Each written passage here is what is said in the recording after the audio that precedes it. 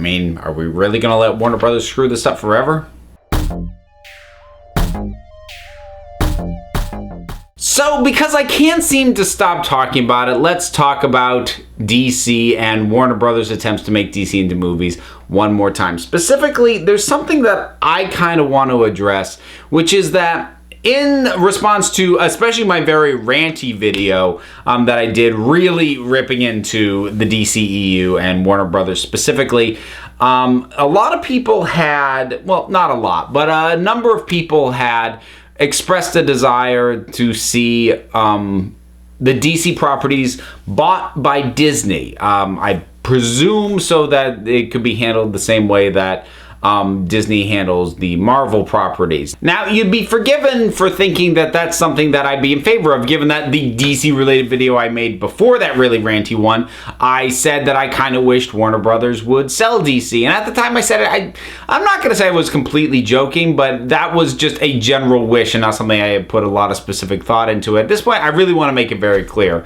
Disney should never own DC Comics or those DC characters. That would be horrible. That would be the worst thing that could happen. Yes, even worse than what Warner Brothers is doing with these characters. Now, let me be clear on something. I'm not saying Disney would handle it as bad as Warner Brothers is. I do think Warner Brothers is completely screwing this up. But there's a lot of, I mean, I'm not sure how much thought people have thought into when they're going, oh, Disney should just buy it. No! Number of reasons. First of all, don't put all your eggs in one basket. Look, I like Disney a lot. I like how they handle the various entertainment arms in that they basically assign a head to a certain sort of division of stuff and let them do that job. Kathleen Kennedy runs Lucasfilm. John Lasseter is running Disney Animation. Kevin Feige runs Marvel, and they let those people do that job. They don't micromanage them, which by a lot of indications is what Warner Brothers tends to do. The executives in Warner Brothers can't stop themselves from really getting their fingers into everything. So I do like the way that Disney handles that sort of end of things, and I like their approach in general. But Disney is not flawless. There's things I have issues with Disney with. I absolutely hate these live action remakes of their animated films. I'm not going to go through that rant again, but I've done a video on it before if you want to check out my issues with that. So I don't think Disney is above criticism or anything like that, but I do like how they handle stuff, and I do think Warner Brothers is making a mess of it. But it's a really bad idea to have everything handled by one company, because even though what Disney's doing now is good, it makes a lot of sense, and I think is yielding a lot of positive results, any company can go south at any point. Ownership changes hands. People retire. Approaches change. I mean, Disney itself has been badly run in the past. Disney in the late 70s, early 80s was not in good shape.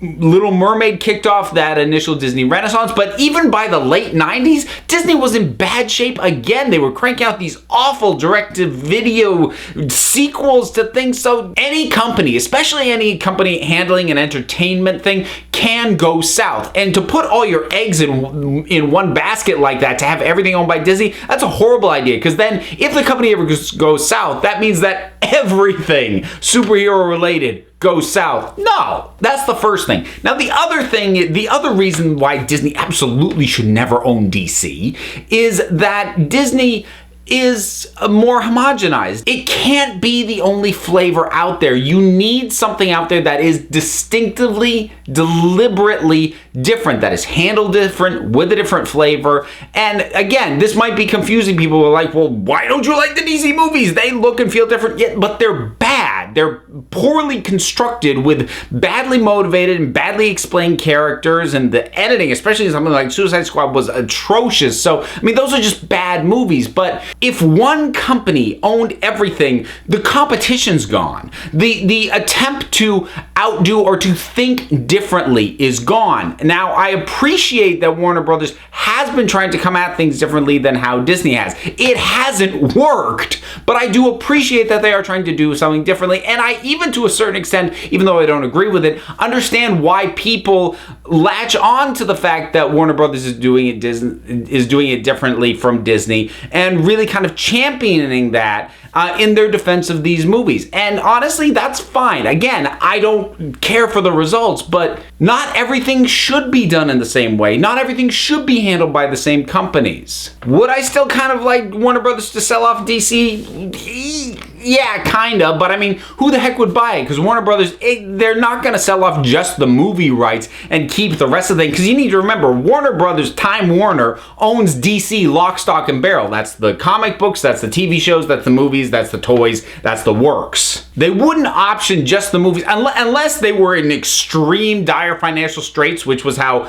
Marvel ended up licensing out various movie properties, back before it built its own studio to make its own movies. That's how Fox ended up with X-Men and Fantastic Four. That's how Sony ended up with Spider-Man. But they did that because they were in dire financial straits. So unless Warner Brothers is in that situation, they're never going to sell off just the movie rights by themselves. And they're not going to sell the entire thing because it's too expansive. It's too lucrative. Why would you sell off a multi-platform, multimedia franchise like that? And more to the point, who could afford it? Really, only Disney could afford it. What are the other games out there? Sony? Sony can't afford it. Especially with the way their film division has been lately. Paramount can't afford it. Universal can't afford it. Fox can't afford it. Well, maybe, but that'd be a stretch for Fox to be able to afford it. I don't think anybody could put in an offer that would be worth it except Disney. And as I said, Disney should not own the entire pie. I don't know if I have an overall point that I'm building to with this. I just kind of wanted to say this because I saw enough people comment on my videos saying, yeah, Disney should buy DC. And I even responded to some of those comments. And I don't think that at all. And I kind of want to just throw it out there like, look, for all my criticism of Warner Brothers, and I will continue to criticize Warner Brothers until they put out a good product, I don't think that Disney should own the world. I don't think that's good for anybody. I don't think it's good for the fans. I don't think it's good for the properties. I don't think it's good for Disney. Disney needs other people, vying for that same pie. You need competition in these creative fields, because otherwise they get complacent and then they could just give us anything. And I don't even want Warner Brothers to stop making DC movies. I want them to stop the approach that they've been doing. I kind of want them to stop making them in this universe. But I don't want them to stop trying. I want them to keep trying big, and unfortunately that does mean, at least so far, that they've been failing big. But Disney, put your checkbook away. Don't ever buy the DC properties. And Warner Brothers, keep them, but just get a grip. So that's it. Just kind of wanted to get it off my chest. That's all I've got on this one, folks. What are your thoughts on the idea of Disney owning DC? Do you think it would be a good thing? Do you think it would be a bad thing? Do you want me to stop talking about DC? Whatever your thoughts are, drop something down in the comments. Let's talk about it. Don't forget to like, subscribe, check me out on Twitter at Council of Geeks. Give a listen to the Council of Geeks podcast, available on iTunes and Stitcher. And until next time, this council is adjourned.